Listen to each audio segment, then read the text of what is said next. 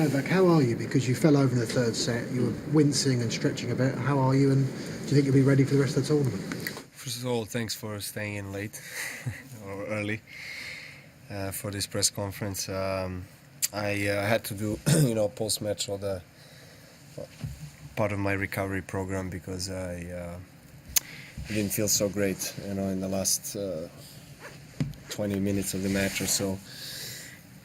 So we'll see tomorrow how the body reacts, but I'm confident I can recover and I can be ready for next one. What was the injury? No, it was not the fall. It was not particularly the fall. It was just a little bit of fatigue, a little bit of back, but nothing major. But there are a couple of things that have surfaced, so to say, after the match like this. But as I said, I'll see how it goes tomorrow.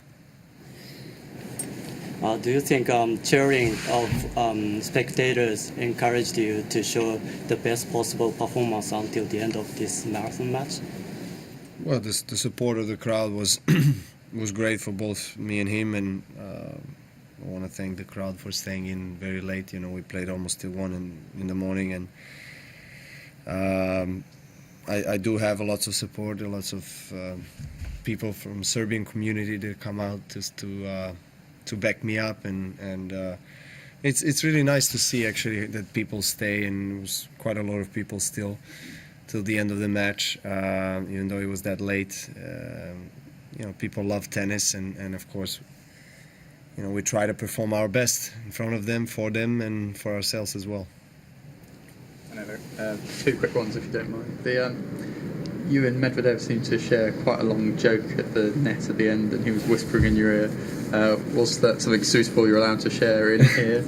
And then Roger last night went out to Stefanos. I was wondering if you'd watched that match and kind of how you feel about one of your great rivals going out. Does that kind of make you happy that you're going to, you don't have to face him, or are you kind of sad that he's not going deep because you love those matches?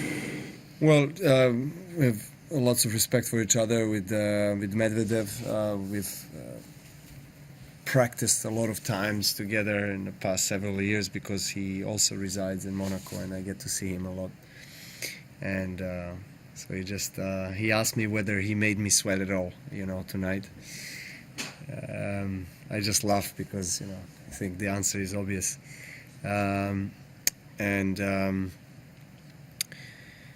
Roger and Stefanos played a great match. I watched some part of it, and the quality of tennis was fantastic, I thought, and it was really great match to see, and for them obviously to play as well.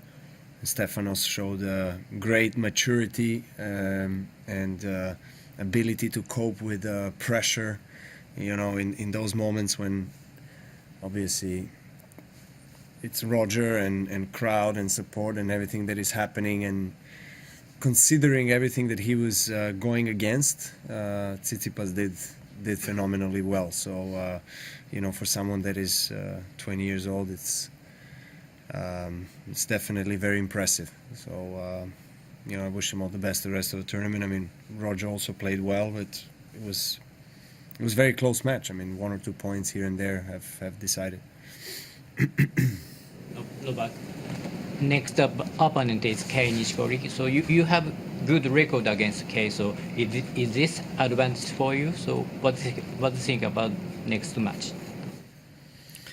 Well, Kei won another marathon match, and congratulations to him for fighting back from 2 sets to love down and break down.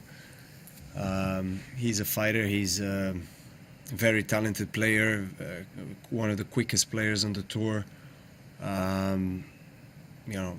Hard worker, and I have lots of respect for him. We did play here several times. We actually played in quarterfinals, I think, 1 year.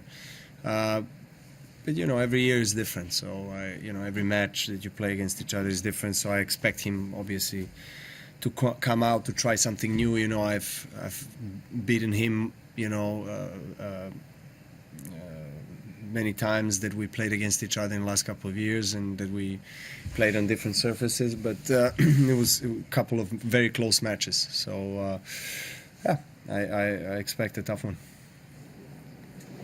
Novak, it was very demanding, match from the first point to the end. Yes. And you were seemed to be having trouble to kind of find the openings because you was being really successful in defending. So what was your mindset and how did you find a way, to break through? Well, it was, as you said, hard to go through him.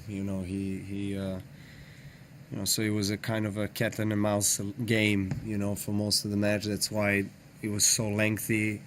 We had rallies of 40, 45 exchanges, and that's why I think it was physically exhausting because of the fact that we didn't really allow each other to think that we can make more, a lot of unforced errors and give away points. His backhand is very, very solid. He, didn't give me much from that side, but you can't always play on the forehand. You kind of have to open up the court and try to be patient and construct the point. Sometimes it's easier said than done. It just depends on how you feel. Sometimes you're a bit more hesitant because you're tighter. But I thought I played a good match. I was set in a break-up, something similar like against Shapovalov.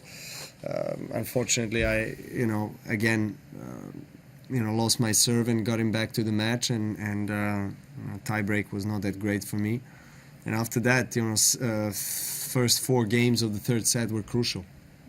And that's where I felt like he dropped physically a bit, and that's where I went on top of him, to win the third set. In the fourth, he started playing well again, and even though it was 3-1, I mean it seemed like a five set match really. I mean it was draining physically a lot because you just could not rely on a 1-2 punch tactics. In today's match so often.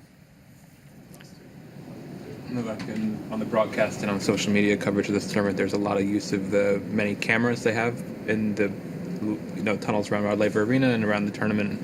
I'm curious how conscious you are of those cameras when you're doing your daily stuff around those areas, and if you're always comfortable with them or forget they're there, or how they affect you. It depends, I mean, I'm aware that when you get on site that you have cameras all over the corridor, and that connects the transport area with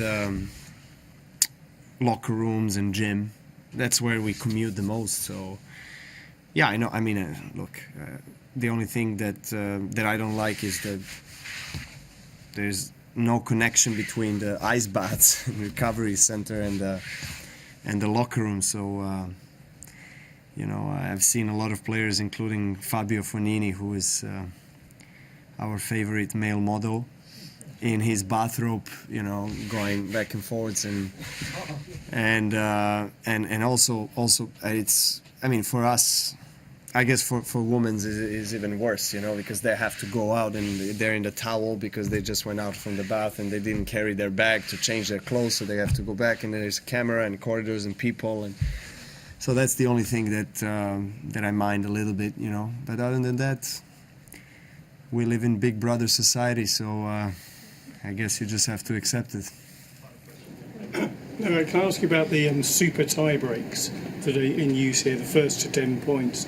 Do you think it's a problem at all that the 4 Grand Slams have all got different ways of ending final sets? And which of those 4 systems do you like best? Well, I actually thought it